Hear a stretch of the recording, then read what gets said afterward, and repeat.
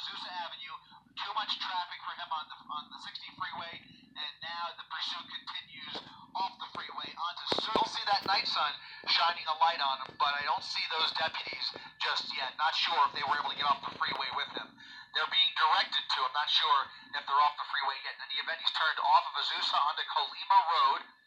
And you can just see all of these turns put him onto very highly trafficked areas for the most part because of the time of the day. It's literally the middle of rush hour at 5:40 on a Wednesday afternoon, and every turn he makes, he sees brake lights for the most part, and you can see folks just trying to get home without any idea what's coming up behind them. He's already ruined several people's day, but fortunately, at least from what we can tell, does not appear to be. That's a weed whacker that fell off the back of that truck, by the way. It appears to be a gardening truck, guys. There's a lot of landscaping equipment in the back of the bed of that pickup truck. Excuse me. But in any event, that appeared to be a weed whacker that fell off there, and he's continuing at a high rate of speed, very dangerously, weaving around even the very few cars that there are in this residential neighborhood. He, again, has no problem ramming into anybody in his way, but he's trying to avoid them now.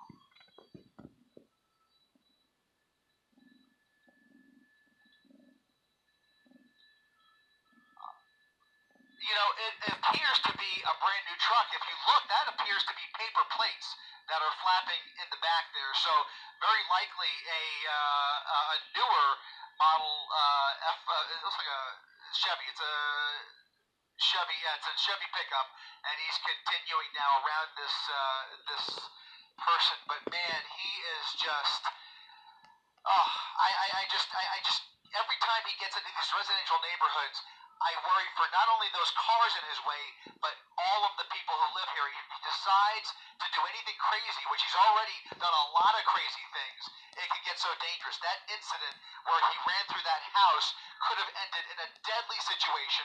There was obviously a struggle there. I'm just grateful that from what we observed, nobody was hurt, but there's no guarantee that it's going to end that way. In any event, he's continuing through this residential suburb here. It's going to be, looks like Crosshaven Drive at Calle Madrid. If you live in this neighborhood or know anybody who lives in this neighborhood, you are urged to stay inside because this is a dangerous pursuit that is speeding through your neighborhood.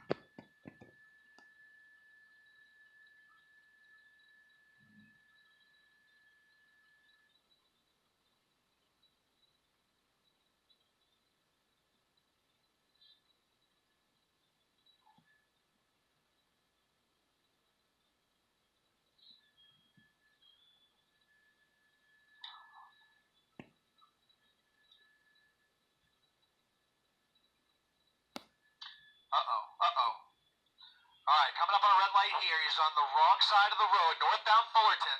That's Colima. He can make a turn there, or if he continues north, that would put him back on the 60. But it looks like he's made a left turn onto Colima Road.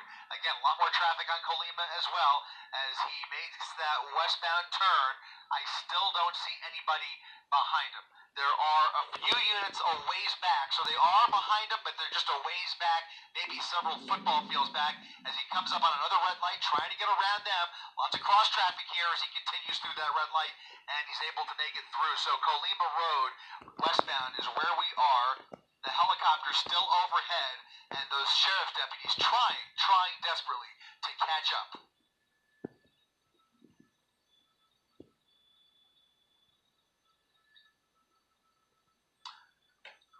Don't know that. That was a guess on my part. That's what I have a feeling, but that means nothing. We have nothing to confirm that it was a stolen vehicle, only to say that they tried to pull him over for some reason. Not sure what that reason is. Oh my goodness. A close call there onto the median, over the median, and now continuing after missing that cross traffic just by a hair. Just by a hair. Look at this. Officers able to shut down that intersection. We'll see if we start to see that happen again if he continues in the same direction. But there is now, it looked like maybe an undercover vehicle in that intersection. Look at that. They're now cutting him off and shutting down these intersections ahead of him. It's a very hard thing to do, by the way.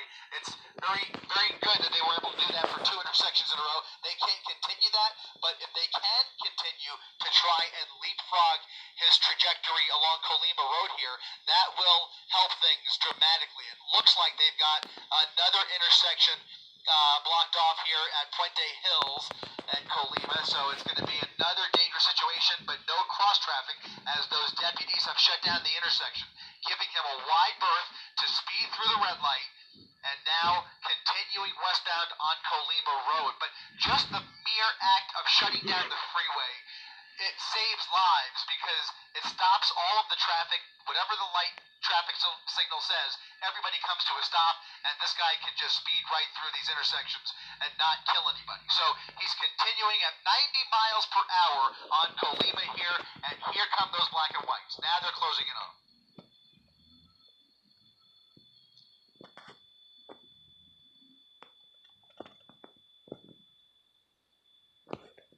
No, he is jumping from jurisdiction to jurisdiction.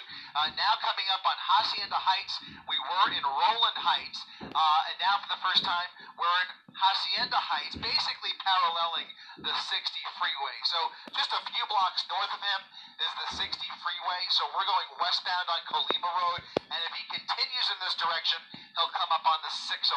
So 605 off ahead of him, the 60 freeway off to his right. And those deputies clearly closing in on him, giving him a little bit less space. And if they have an opportunity, which they can't with all of this other traffic in their way, but if they have an opportunity, they will pit him. They will pit him and do whatever it takes to get him off the road. But that assumes that those officers are pretty qualified.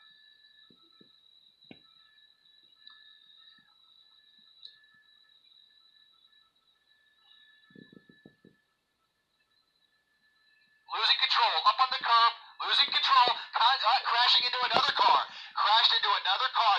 And it looked like he was trying to evade that deputy, and he was coming up right behind him, and he took that aggressive action, jumping the curb, tearing off somebody else's bumper. Just added to the list, guys. But the pursuit now continuing on Colima through another intersection. Here's another red light. We'll see what he does here. More cross traffic coming through, and now a southbound turn onto South Hacienda Boulevard. Presumably those deputies will make the turn with him and try and close in on him once again. There he is, just about maybe 4 or 5 car lengths back.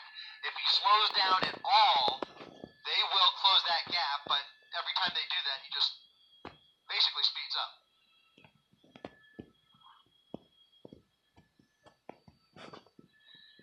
It's exceptionally dangerous, but you know what? We've seen situations where desperate times call for desperate measures. I think the bigger factor is the fact that there's so many innocent people around him. If they have a straightaway, and obviously they can't do it at like 60 miles per hour, but it's a heavy truck, by the way, so it wouldn't be the easiest pit in the world.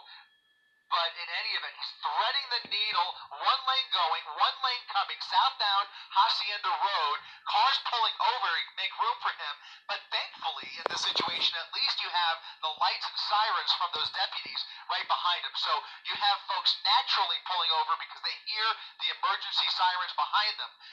But this is a very narrow road here. Hacienda Road, as you mentioned, one lane going, one lane coming, and he's going around everybody over the double yellow lines just to get away from that deputy.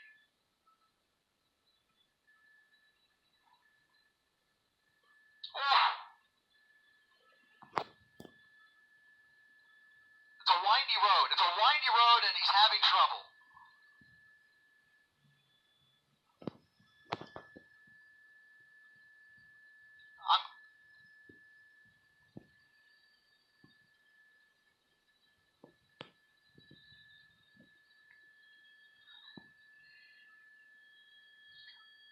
No boundaries, no inhibitions. He is going for it. I mean, I think he's pretty well aware of how this is going to end, and it's not going to be pretty. He's basically enjoying his final minutes of freedom here because there is just no chance at this point, no chance whatsoever that he gets away.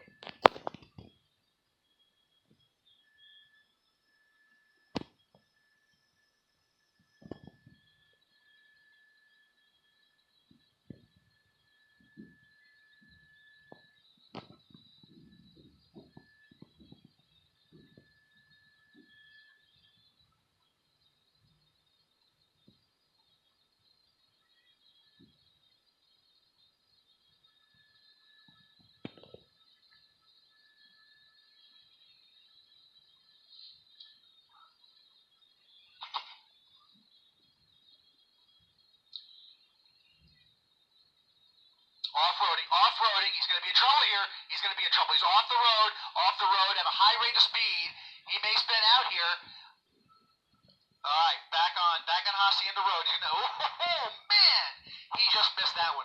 Missed that car barely. It's a windy road that's going to meet up with Hacienda Road on the other end, also called Hacienda Road, where it'll have a little more room to play with. But right now, it's a windy road with a lot of traffic in both directions. He's now going the wrong way, and here come separate deputies in the oncoming lanes of traffic. But really, what can they do? I mean, other than getting into a head-on collision, which is not an option, they're going to have to turn around now and hopefully triangulate more units ahead of him here, which there will be another major intersection off his nose here. But in any event, he's now back into oncoming lanes of traffic over the double yellow lines at times at a high rate of speed once again. Oh, man, it just takes your breath away with every intersection that he blows through.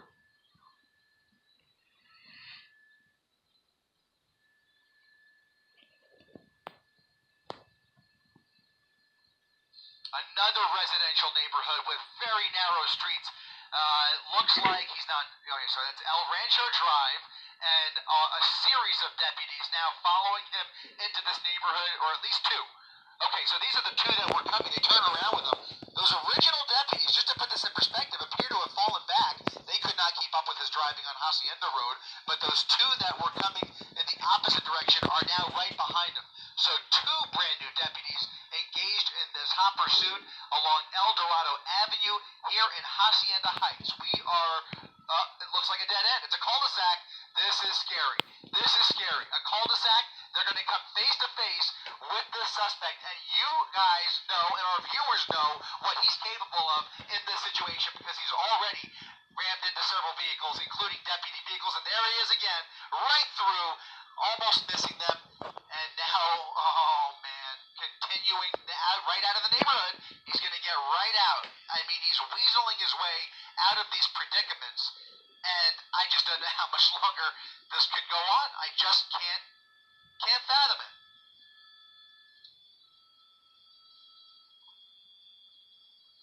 Nothing they could do. Yeah, right.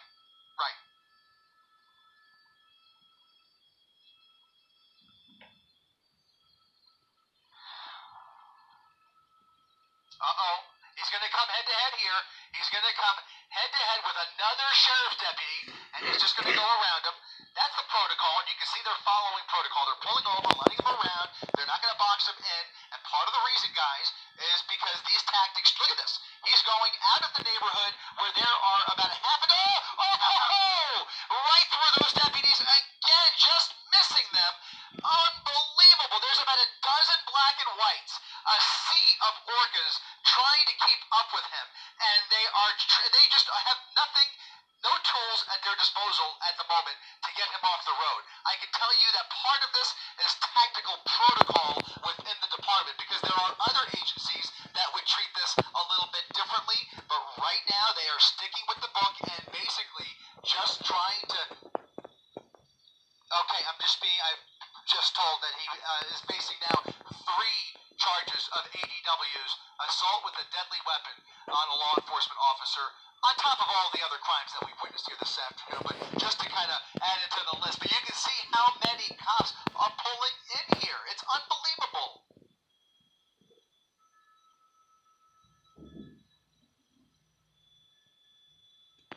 It is. He's backtracking on that same windy road, which again has one lane going, one lane in the opposite direction, and at times he just went around traffic by off-roading into the shrubs almost.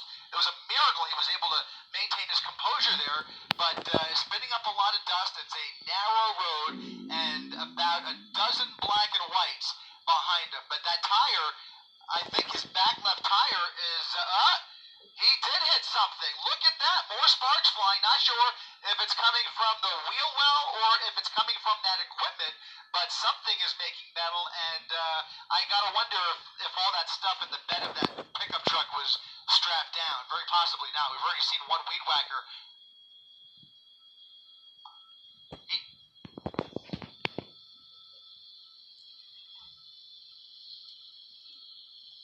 Yeah, I think I'm being told it may be the result of one of those collisions earlier on the same road before he made his way into that neighborhood, possibly. We're going to try, by the way, to get on the other side, get on the driver's side, and catch a glimpse of that left rear tire to see what he's working with back there. But something back there was hitting the pavement, creating those sparks. There you see more sparks actually coming from the front. It's coming from the front left. Front left sparks. We'll see what his treads look like, but he's missing the tire again. He's missing the tire. Okay, so by the way, this is not the first time we've seen this in this pursuit. Last time, vicinity of this, if it ended right now and the vehicle was disabled, there is just so much crossfire, so much collateral in his way here, civilians that are just in danger every time I see every, oh man, I just cannot keep up with this guy. He's going to lose it. He's going to lose control of this vehicle, and it's going to end very ugly. But at least for the time being, right, more sparks. Yeah.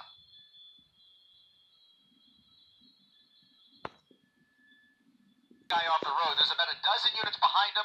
We just saw another half dozen in front of him in the opposite lanes, and now he is continuing at a high rate of speed on a straightaway portion of Hacienda Boulevard, coming up on Colima Road once again if he decides to get back on Colima. But look at that. He's losing that rim.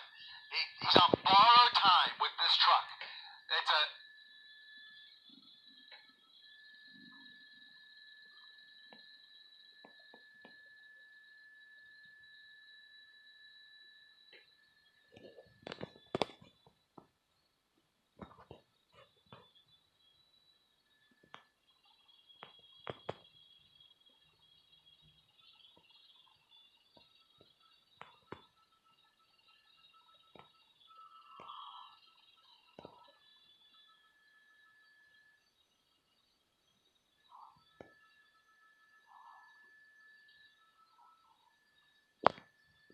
section of street here, but if he has to make any tight turns at any speed, it's going to be very difficult for him.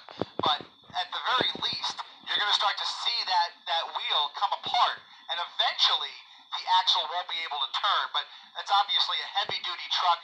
It's built for all kinds of situations, and these are not easy to break down. But you can see he's definitely testing the limits of this truck, and now without that front left tire, it's only a matter of time. Now those deputies have fallen back once again because he's blowing through these red lights, continuing at a high rate of speed, 70 miles per hour at what cannot be more than about a 45-mile-per-hour speed limit. And he's blowing through all these intersections with cross traffic, so many close calls. It's a miracle we haven't seen anybody get hurt. Now under the freeway, that I believe was the 605. The 60, excuse me. Oh, crashing into a Jeep, crashing into another vehicle here, and wiping him out off the road. He just took out another vehicle, rammed into him, heavy damage. I hope that person's okay. Up on the curb, and now he's trying. Look at this again, ramming into more cars and trucks.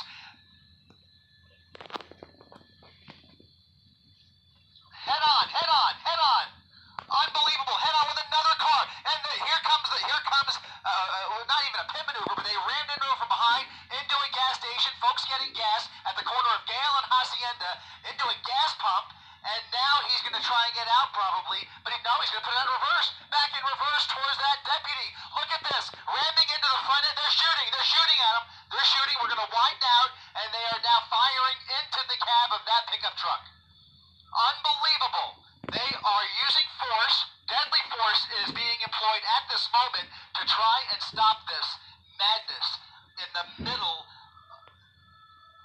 They have stopped. The wheel is off. That front left wheel is off. Yep. Is it still going? Still going. So his foot's on the gas. Unbelievable. Foot on the gas.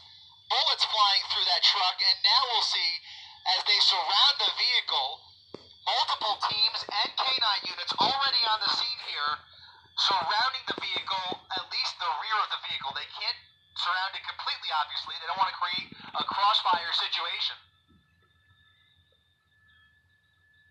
Yes. Yes.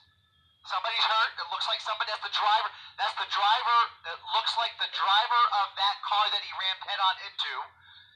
It looks like he's being arrested. He's being detained for some reason. Not sure what that's about, but we'll focus on the truck for now. We'll focus on the truck, obviously more to that story, but clearly this ending in a crash with several vehicles, including that one right there, and you can see he's still gassing it, creating a lot more smoke. The vehicle's not going anywhere. It's completely disabled.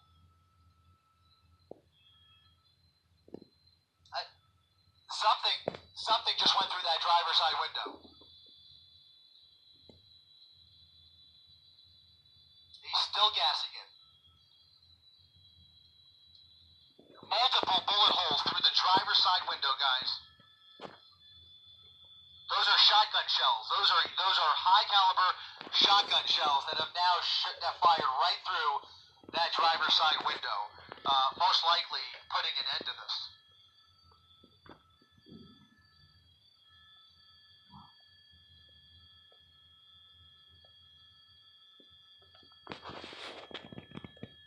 Yeah, this has come to an end, guys. I hate to tell you, but well, I'm happy to say that this has come to an end. But obviously, a treacherous and deadly situation potentially for this suspect. So we will see if those wheels finally stop spinning, which it appears that they have. You can see dozens and dozens of officers at the corner of Gale and Hacienda Boulevard. K-9 units at the ready. They are going to approach eventually. It could take a lot of time in some cases to approach the vehicle and try and get a better view into the cab. Unfortunately, really hard to see through the front windshield because if we get in front of it, you see the awning from the gas station would be concealing it. So we really can't get a good view into the driver's seat just yet. But we've got to...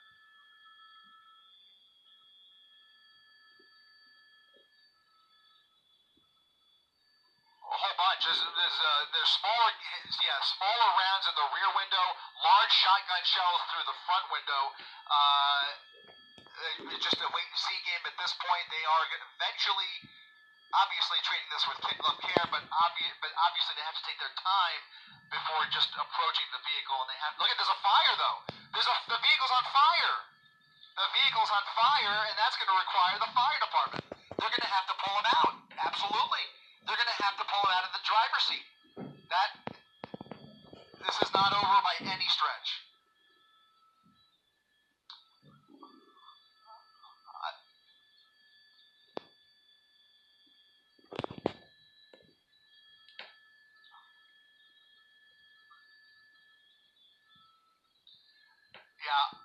Yeah, I think that last officer tried to ram into him intentionally, but then he put it in reverse and ran right back into him. There were multiple, I mean, if you ask how many black and whites have been hit, I've lost count, quite frankly. So I can't tell you exactly how many. There were a whole bunch of parked cars and cars in traffic at the end of that pursuit before that major intersection. And there was one Jeep, a white Jeep soft top, that he got wiped out completely. I hope he's okay. They're going to have to check on him.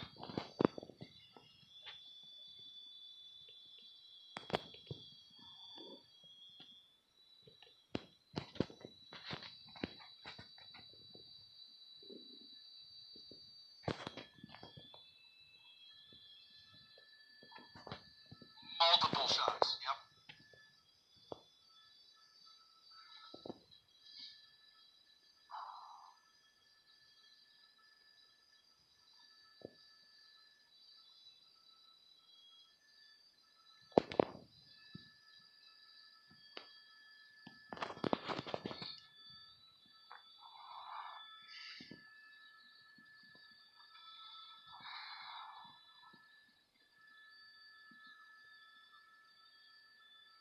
Thank you. All right, guys. I'm being told that obviously we don't know what his condition is inside that vehicle, but they have reason to believe he is armed inside that vehicle. So now it appears that they are aware of a weapon potentially inside that vehicle. That's gonna the whole truck has been a weapon this entire time, obviously. But if there's a weapon inside that that vehicle. That adds to the calculus as they approach the vehicle. But in any event, they're going to try and get clear eyes on him before opening that car. Again, this could take a lot of time. This could turn into an extended standoff, potentially, unless they decide that they want to be more aggressive. Obviously, go ahead, sorry.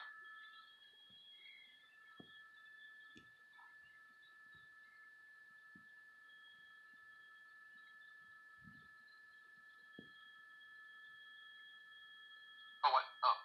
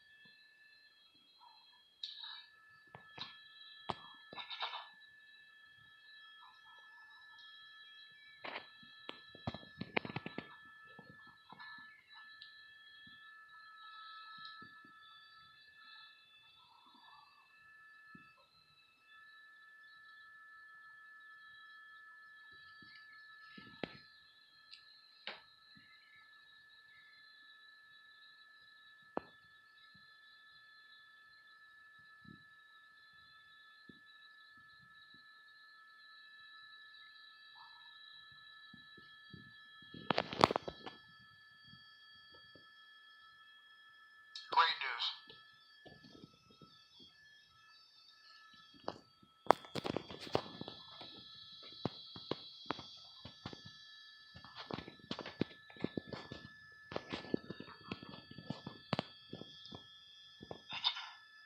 So, David and Ellen, they're preparing to fire more rounds into the cab, less than lethal rounds, we believe, and it's unclear.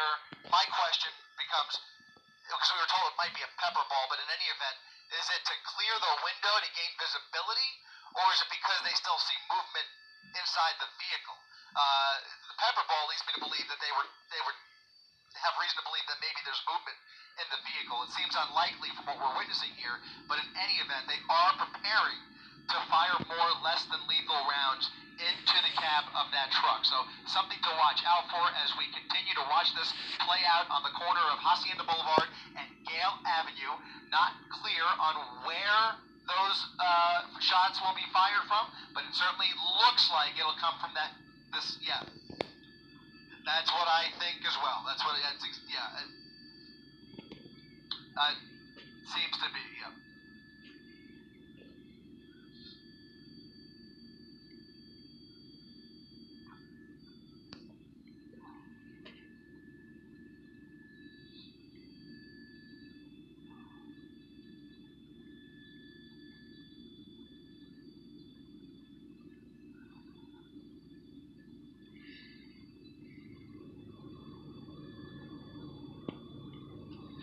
Well, I mean, when you think about the number of lives that he has put in danger over the last 90 minutes, I mean, it's just bewildering. But in any event, here comes an arrest team.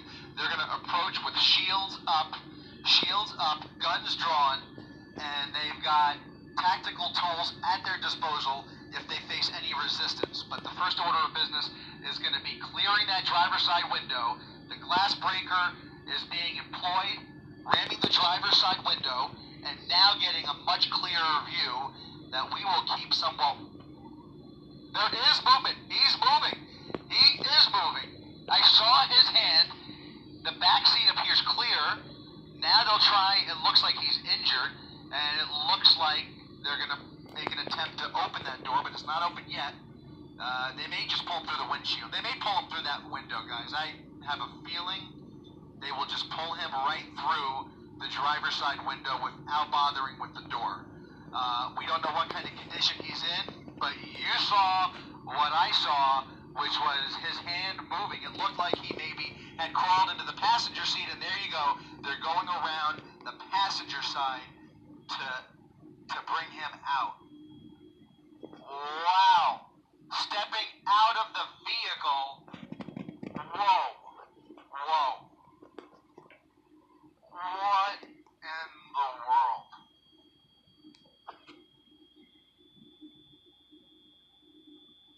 I'm sorry. I'm speechless. I mean, this is just,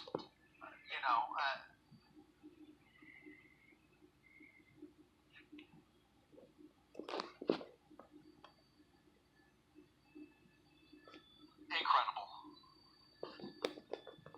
It was an actual miracle. Absolutely.